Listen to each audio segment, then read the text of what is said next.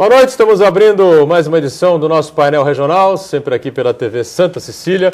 Você confere, acompanha com a gente de segunda a sexta-feira, entrevistas e debates sobre temas importantes, estão na pauta, fazem o dia a dia aqui da nossa região metropolitana e do Brasil também, não é? Lembrando sempre o nosso primeiro encontro do dia a dia, também de segunda a sexta, no painel Debates, à 1h30 da tarde, com personalidades da nossa região metropolitana e do Brasil, passando aqui pelas nossas bancadas, junto com você, discutindo e debatendo os assuntos importantes, os temas do dia a dia da região e do país.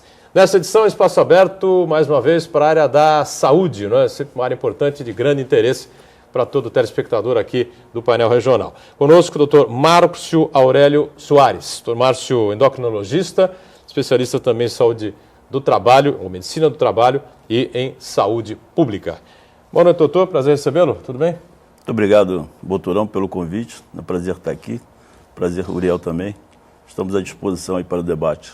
Muito bem. Obrigado, doutor Márcio, por estar conosco. Uriel Vilas Boas, mais uma vez, colabora e participa com a gente aqui no painel regional. Tudo bem, Uriel? Boa noite. Tudo bem, Boturão. Boa noite. É um prazer estar aqui com o doutor Márcio.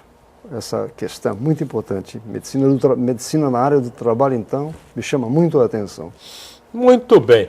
Muitos temas importantes para a gente colocar em debate, colocar em discussão. E eu só alerto a você que o programa está gravado nessa edição, né? Portanto, fica impossível, claro, a sua participação via telefone, como você está acostumado aqui com o nosso espaço sempre democrático, né? O Uriel está do lado de cá, né? Também ele não ia estar do lado de lá para poder participar via telefone dessa vez, né?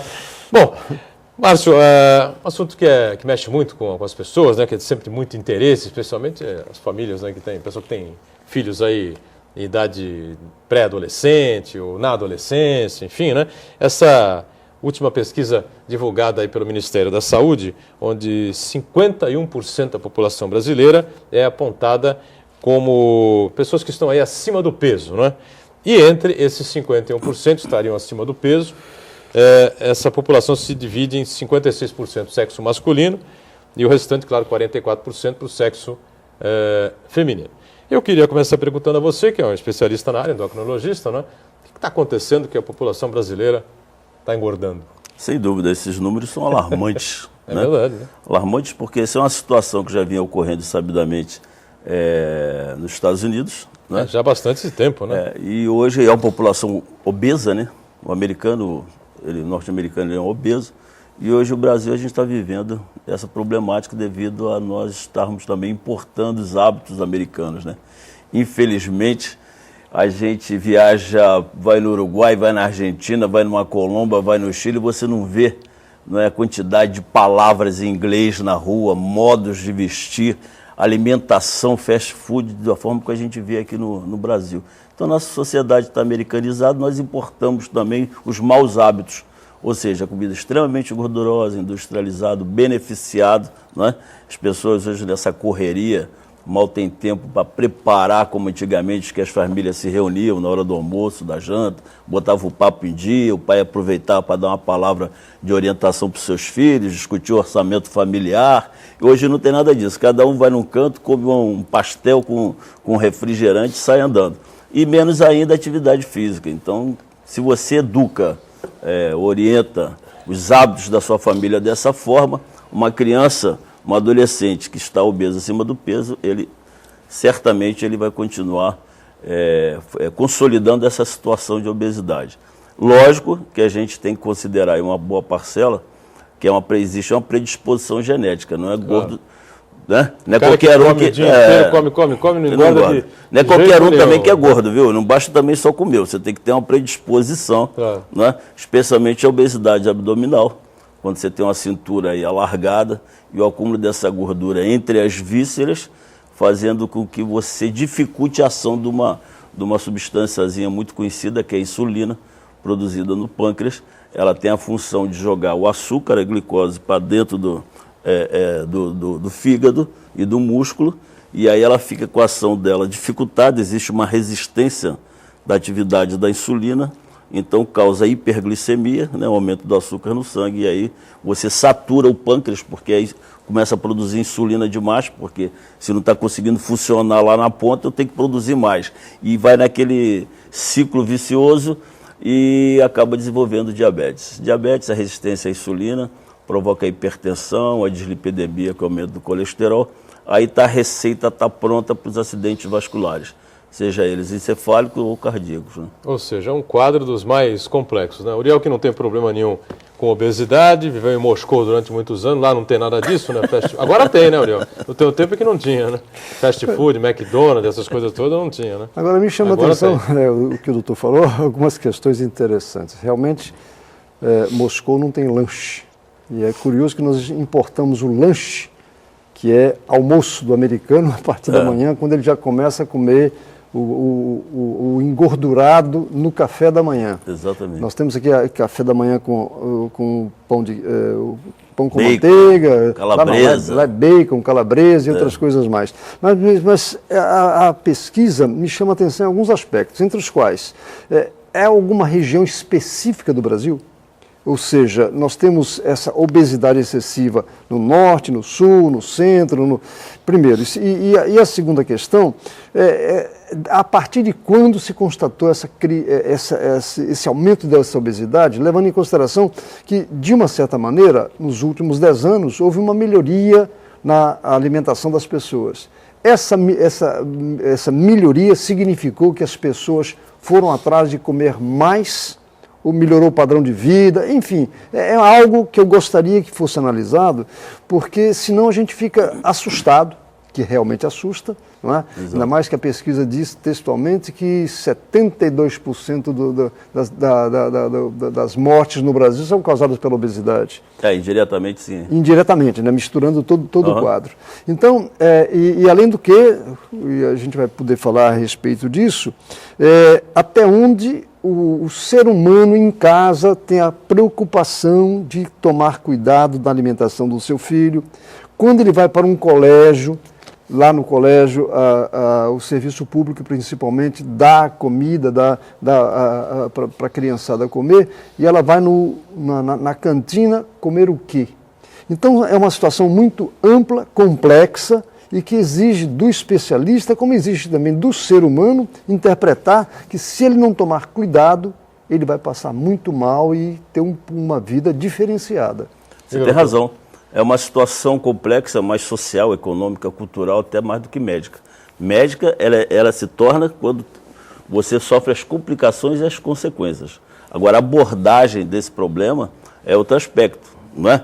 Então, você pensar o seguinte, respondendo a sua pergunta, o que é mais caro, o pão ou a carne?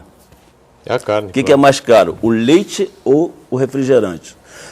Então, o carboidrato, especialmente o carboidrato beneficiado, simples, industrializado, ele é mais barato e as pessoas têm mais acesso a isso.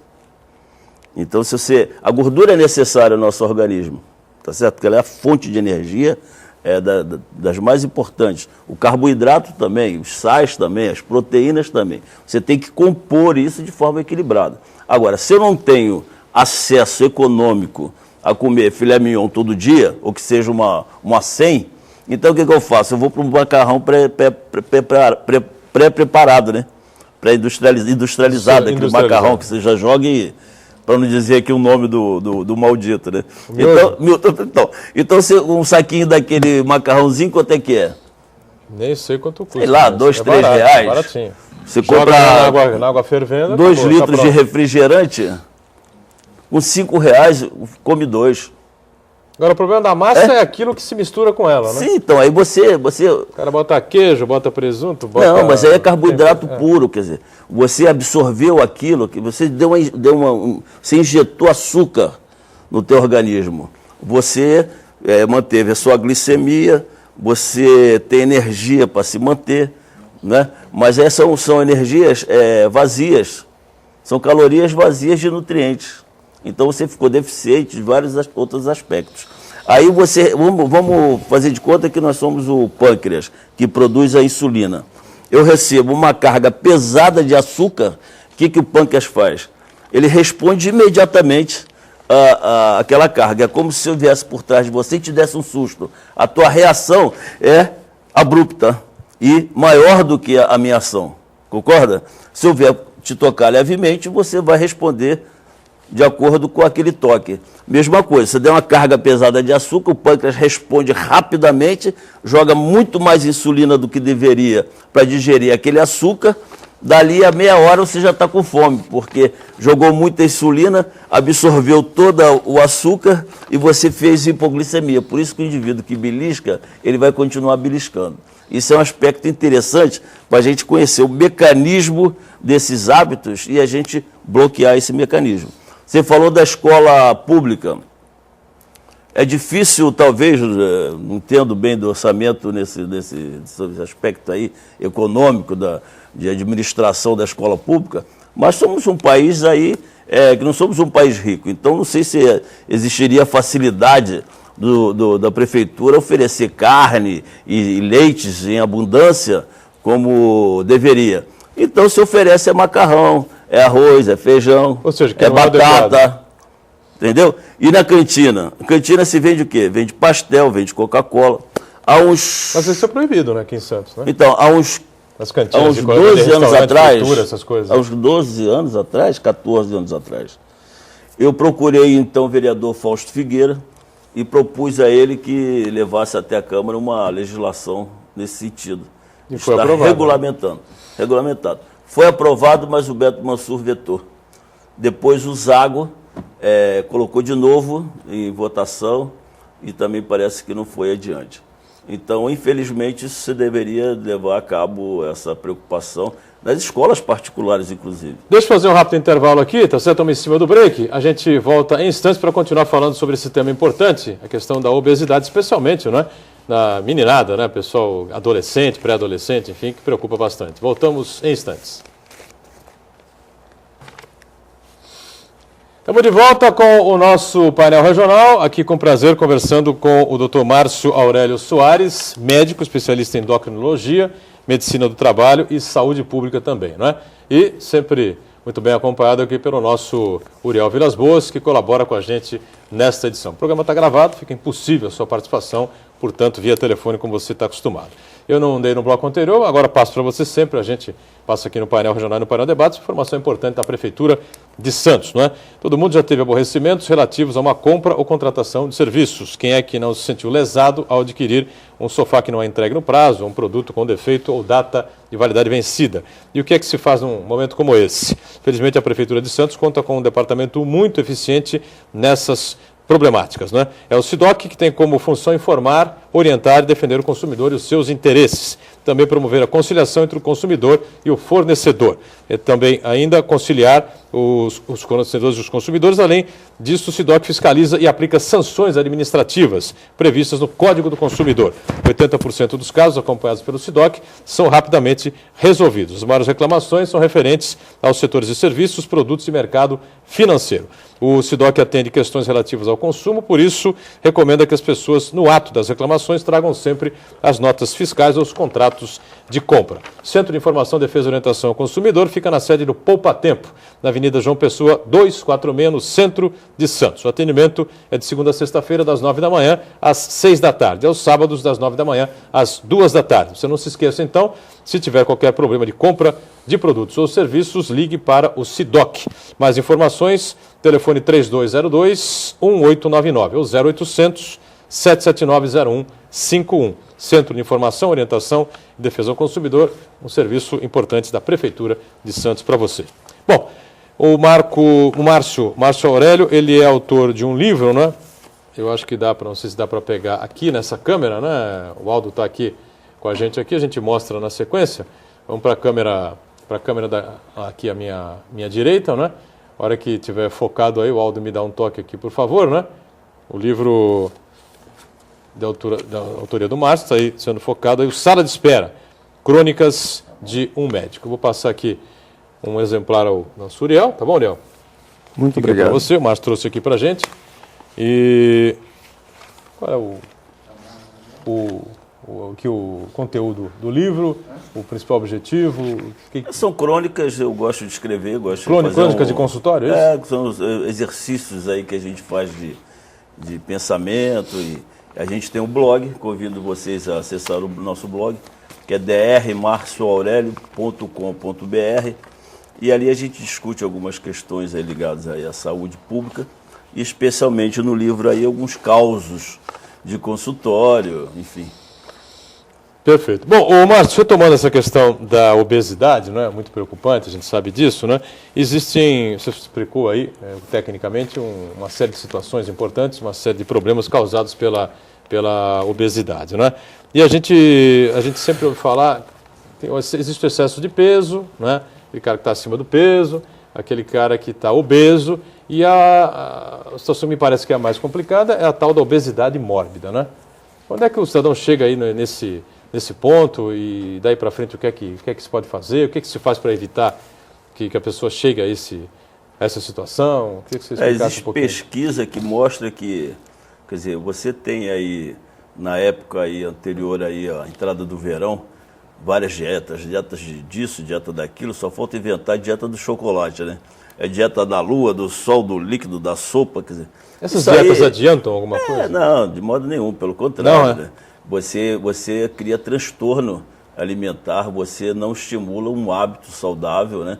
E a pessoa, ninguém aguenta fazer uma coisa dessa mais do que 2 meses.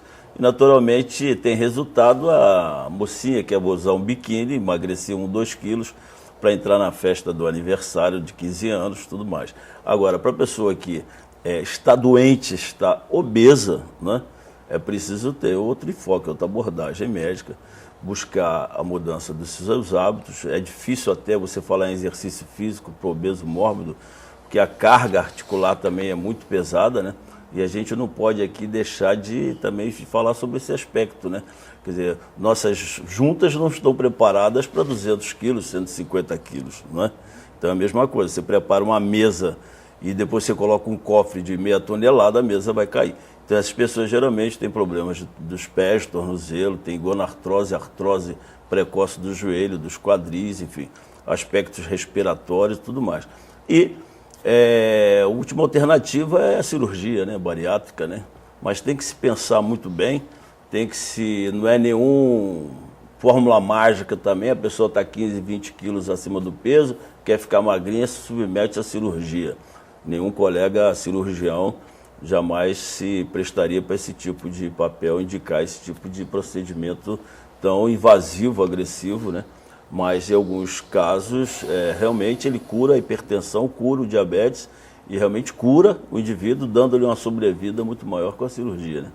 Uma qualidade de vida melhor. Né? Sim, com certeza. Eu conheço uma pessoa que submeteu-se a essa cirurgia e realmente ficou algo especial. Eu digo assim, atraente, uma pessoa melhorou a autoestima. Sim. E esse é o detalhe que eu gostaria de chamar a atenção, gostaria de ouvir a sua opinião a respeito. Nós estamos discutindo a questão sobre o prisma da saúde, não é? Do hipertensão, aquilo que atinge o físico. Mas eu entendo que uma questão muito mais grave, eu compararia assim, é a questão da autoestima, ou seja, uma criança que você não cuida e você leva para a escola, logo vem aqueles apelidos, né? Alguns grotescos, alguns provocativos, o isolamento, o bullying. Então, são situações, e aí que eu gostaria que a gente avaliasse por que não existe uma espécie assim de campanha intensiva, não de evitar a comida, mas a forma de comer. Porque as pessoas ou tomam café da manhã, depois vão almoçar, depois vão jantar, quando em verdade ela precisaria, durante um certo período, o organismo comendo alguma coisa durante alguns horários diferenciados, evitaria que no almoço, que no jantar, houvesse o exagero. O exagero que eu digo da quantidade. Mas ao mesmo tempo, quando o pai, quando a mãe são levados a entender que é preciso ter uma disciplina em todos os sentidos, e eu sou um tanto quanto contra o regime obrigatório de comer coisas diferentes porque faz bem à saúde. A questão básica, que a comida tem que satisfazer. É algo gostoso para a gente. Por que não se faz uma discussão a respeito disso, envolvendo o pai, envolvendo a mãe, envolvendo o professor, envolvendo o relacionamento num total, para que as pessoas se sintam motivadas a entrar nesse estilo de vida? Você abordou um aspecto inicialmente aí que eu acho assim, muito interessante. Toda vez que a gente vê um médico dando entrevista, uma entrevista no jornal, na televisão, quando você é apresentado num jantar por pessoas, amigos, conhecidos, as pessoas veem o médico, ele lembra de doença. Não é verdade? Sim. Então, assim, saúde Profissional de saúde é sinônimo de doença. Não é sinônimo de doença. A gente tem que abordar a saúde do indivíduo de forma holística. A cultura é de forma completamente integral. equivocada a nossa. Né? Então a gente, como eu disse, a questão da obesidade é uma questão econômica, antropológica, cultural, social. As complicações desse modo de vida é que vão gerar doença. E o médico aí, então, ele entra com a cirurgia bariátrica, com medicamento apropriado para isso, né? Agora, outra parte da sua pergunta é fácil de responder. Por que não existe uma abordagem aí preventiva e educativa para a sociedade? Porque quem manda é o dinheiro.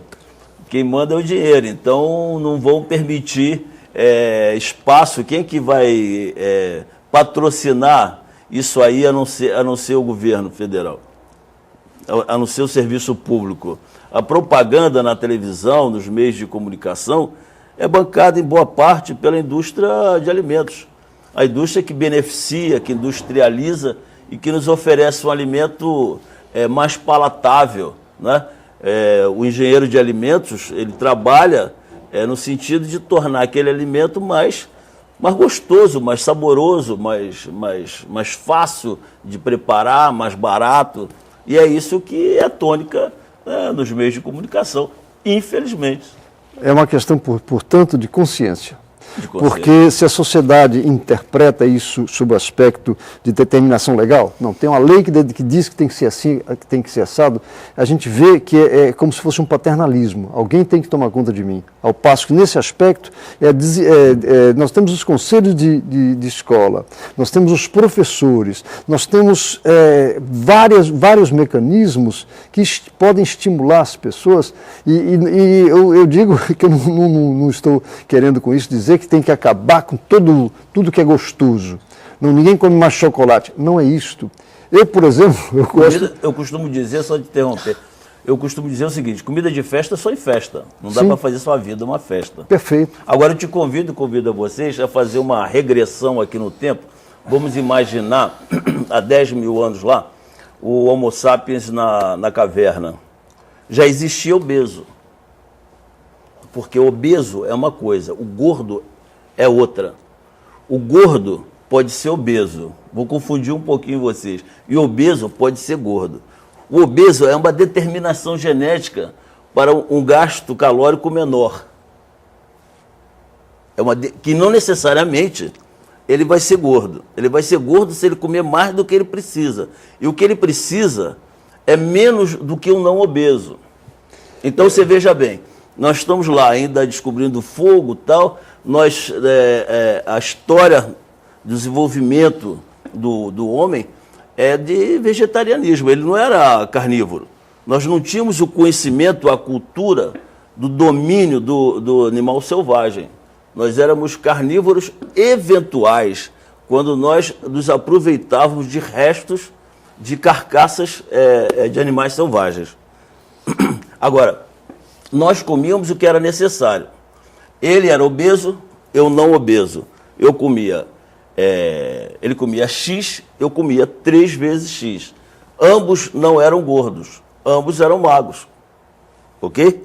Agora, no momento de uma intempérie, de uma escassez prolongada de alimentos, quem morria primeiro? O não obeso. E o obeso, ele se mantinha, porque ele tinha uma facilidade, uma resistência maior a uma quantidade menor de alimento. Então, acredita-se que a obesidade se desenvolveu, né, na nossa espécie como mecanismo de defesa aos momentos de carência. Agora, nós nunca vivemos tanto excesso de alimentos no mundo como hoje. Muito bem, tem que fazer a segunda paradinha aqui no nosso painel regional, né? E a gente volta em instantes para conversar um pouquinho mais com o Dr. Márcio e com o nosso Uriel também. Já, já. Voltamos, terceiro e último bloco aqui do nosso painel regional, conversando aqui com prazer com o Dr. Márcio Aurélio Soares e também com a presença e participação sempre importante do Uriel Vilas Boas, programa gravado, não dá para você participar com a gente, mas com certeza está acompanhando aí uma série de informações importantes, 2 primeiros blocos sobre a endocrinologia, a questão da obesidade aumentando, né, no país, né, lamentavelmente, né, por má alimentação, explicada aqui pelo Dr. Márcio nos 2 blocos anteriores. Vamos falar um pouquinho sobre esse projeto Mais Médicos aí do governo federal, gerando muita discussão, muita polêmica, muitos médicos, a grande maioria dos CRMs pelo Brasil afora, contrários à importação de médicos aí de vários lugares, especialmente de Cuba, enfim, né. Eu queria rapidamente que o Dr. Márcio fizesse uma avaliação para a gente discutir também e colocar o Uriel Ister, está sedento aqui por debater esse tema, viu, Márcio? O médico hoje está no foco, né? Principal, né? Dos debates. Né? Deveria estar sempre, né? Porque é um profissional extremamente essencial. Né? E eu acho que nós estamos numa situação de assistência médica, saúde pública, muito ruim, não é? É muito ruim nós que estamos aqui no estado mais rico da nação. Agora, você imagina nesses rincões aí afastados, onde sequer tem um auxiliar de enfermagem, um agente de saúde comunitária e essas populações ribeirinhas e tal. Eu me sinto assim à vontade para estar comentando, discutindo esse assunto, porque eu nasci no Rio de Janeiro, sou carioca, me formei no Rio de Janeiro, com 2 anos de formado eu me interiorizei, fui para o interior de Minas Gerais, fui secretário de saúde lá, fui professor da Escola de Medicina em Alfenas, na área de saúde pública, conheci o Davi Capistrano, em 87, 88, ele nos visitou, conheceu o nosso trabalho lá em Minas, e em 1990 eu vim para cá, a convite da Davi Capistrano, estou aqui. Nesse período a gente teve a oportunidade também de supervisionar a equipe de profissionais, uma equipe multidisciplinar, sanitaristas, no Amazonas, no combate à entrada do cólera no Brasil, também no início da década de 90. Então a gente tem alguma experiência nesse sentido, sabe que é necessária a interiorização do médico, né? Mas infelizmente o curso de medicina é um curso muito caro. Hoje as escolas aí estão beirando 4, 5 mil reais. E a escola pública, o vestibular é muito pesado, é muito difícil. Então você tem uma estudantada e os residentes novos são uma classe social extremamente elevada, um poder econômico muito alto, né? E as pessoas, então, têm um nível de exigência e de aquisição material elevado, né? Muito elevado. Claro. Então, sua expectativa é diferente quando você tem uma formação mais pública. Veja se eu estou conseguindo... Os cursos das faculdades privadas, particulares, né, são caríssimos para a medicina. E para entrar num vestibular, né, o cara tem que estudar em escolas, colégios caríssimos também. Sim. Para ter embora existe agora essa coisa das cotas enfim, tal, né? Tem o Enem, né, que facilita um pouco o acesso. De qualquer forma, além disso, é um curso que você demora 6 anos em tempo integral. Depois você tem 2, 3, 4 anos de residência médica, é um tempo muito grande de dedicação. E de investimento, né? E de investimento, e você está impedido de você trabalhar. Então você tem que ter uma sustentação familiar, econômica muito forte. E depois que o cara se forma, o cara quer ganhar dinheiro. O cara quer ganhar dinheiro. É lógico. E a faculdade hoje forma o quê? Infelizmente, especialistas. Né? Nós vivemos no mundo capitalista. De generalistas hoje, né? Nós vivemos no mundo capitalista. Então as pessoas... vem morar em São Paulo, por quê? Porque o dinheiro está aqui, porque o acesso à informação está aqui, o acesso tecnológico está aqui. E não é só médico que vem morar aqui, todas as pessoas procuram essa migração interna intensa dentro do estado de São Paulo, Rio de Janeiro e Minas Gerais, é em função disso. Então veja só, por que Santos tem 6 médicos para cada 1.000 habitantes? Significa dizer que tem um médico para cada 167 pessoas na cidade de Santos. Que é um percentual altíssimo, né? 6 vezes maior preconizado pela Organização Mundial de Saúde, que é de um médico para cada 1.000 habitantes. Aí eu te pergunto, a saúde pública em Santos corresponde a esse número? Não, porque os médicos não querem atuar na saúde pública. Porque não adianta o seguinte, não quer, por que não quer? Não pagam, não são bem remunerados. Porque as condições são ruins. A estrutura não é boa. Eu vim para cá como assessor do Davi Capistrano, depois eu fiz concurso, eu fui concursado da prefeitura durante 8 anos e meio, pedi exoneração, fui concursado em São Vicente, me exonerei, fui concursado no Guilherme Álvaro, me exonerei. Por quê? O salário não compensa, né? É uma doação, um esforço que você vai, chega num momento que você não tem mais saúde para você dar plantão 12 horas aqui, 24 horas ali, 36 horas acolá, e você tem que trabalhar demais. Então as pessoas têm aquela ideia assim, o médico é rico, né? Sou playboyzinho, que é rico, que anda de carrão, muito bem vestido, não querem ir para o interior. Não é bem isso. Os colegas chegam a trabalhar aí 100, 120 horas por semana, aí plantão atrás de plantão, é consultório, é ambulatório, para poder ter um retorno. Mas, cada vez menos, você não consegue. Psiquiatra, para trabalhar no serviço público, pediatra, você não consegue para trabalhar. Generalista, muito menos. Você tem um programa de saúde da família e você tem dificuldade de contratar médicos com formação generalista para atuar no programa. Diga, Ariel. Olha, doutor, eu tenho uma situação... 4 minutos aí para a gente fechar. Rapidinho, então, eu vou falar o seguinte. Há 15 anos atrás, o ministro da Saúde, ele pretendia trazer médicos cubanos. Não deu a sequência, não sei a razão. Há 15 anos atrás, ministro da Saúde, José Serra. A cidade de Tocantins contratou médicos cubanos. A cidade de Pedreira contratou médicos cubanos. Quer dizer, não contratou 2.000, 3.000 médicos, 5, 10 médicos que sejam que ali estavam. Eu sou de uma fase em que o médico mais importante era o clínico geral. Por quê? Porque ele conhecia a saúde. E se eu tinha algum problema que ele achava que não era ele indicava o especialista a quem eu deveria procurar. Então o que a gente vê hoje, as entidades médicas estão perdendo uma excelente oportunidade de estabelecer um programa de atendimento público, ganhando a comunidade,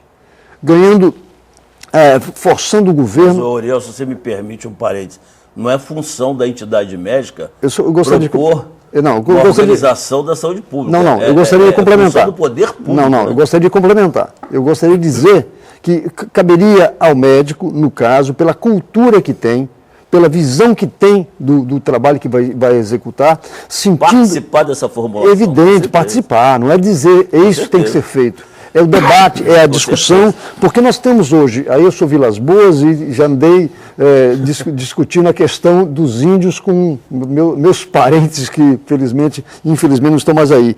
Quem manda na tribo é o pajé.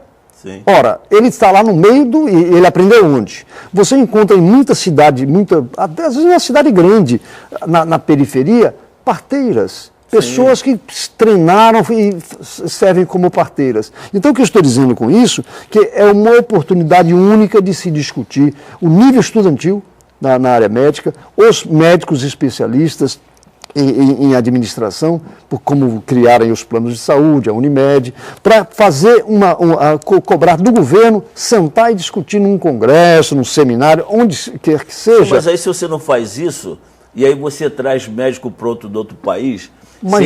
Sem nenhum vínculo trabalhista, nenhum direito que lhe dá, isso aí, aí você está pegando o cachorro pelo rabo e não vai conseguir achar nunca. Os médicos aqui no Vale do Ribeira trabalham para a prefeitura, se não me engano, de Itanhaém, por aí, uma cidade dessas, eu não vou mencionar o nome para não me equivocar, sem vínculo empregatício.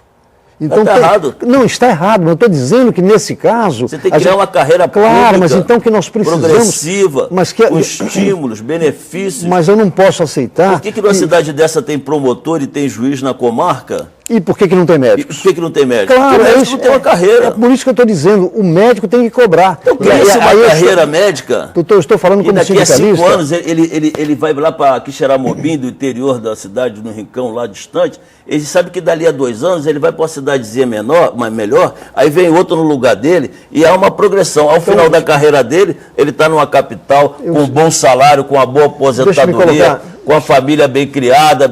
Agora, você tem que procurar fazer o quê? Elaborar e discutir um outro currículo de medicina dentro da escola de medicina. Gente, infelizmente, para fechar aqui, só para fechar, então, rápido. Só para fechar. É uma palavra. O médico, o sindicalista, quando ele está numa empresa, quando ele percebe que as condições de trabalho não são adequadas, ele vai cobrar. O médico tem que fazer a mesma coisa, Muito cobrar. Bem. Estou em cima da hora, lamentavelmente, encerrando aqui o painel regional. Foi um prazer receber aqui o Márcio Aurélio Soares, especialista em endocrinologia. Obrigado, vai voltar em outras oportunidades, sem dúvida nenhuma. Obrigado, Uriel, mais uma vez pela colaboração, sempre importante. A você que acompanha a gente, você segue aí com a programação da TV Santa Cecília. A gente tem sempre encontro diário às 10 da noite com o painel regional e às 1h30 da tarde com o painel Debates. Obrigado, tchau.